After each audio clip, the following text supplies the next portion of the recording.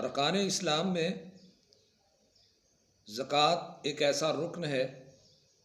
جو ہر اس مسلمان پہ فرض ہے جس مسلمان کے پاس روپیہ پیسہ ہو، سیم و زر ہو، اور پھر دین اسلام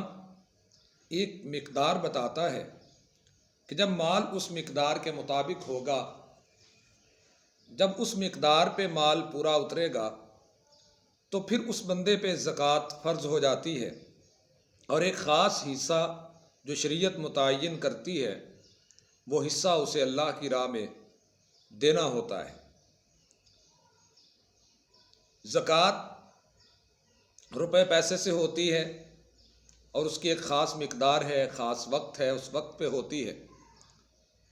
لیکن آج کل چونکہ گندم کی کٹائی کا موسم ہے، یہ ایک فصل ہے، تو فصل کی زکوٰۃ کیا ہے؟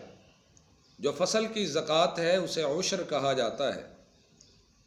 جابر بن عبداللہ رضی اللہ تعالی عنہ سے روایت ہے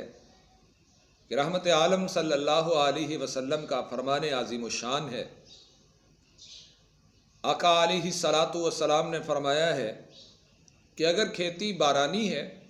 ایسی کھیتی کہ جسے بارش کے پانی سے سیراب کیا جاتا ہو، جس پر کاشتکار کے اخراجات نہ آتے ہوں، ایسی کھیتی میں سے ہر 10 من میں سے 1 من، یا یوں کہہ لیجئے 10واں حصہ جو ہے وہ اس کا عشر ہے۔ اور وہ کھیتی جسے کاشتکار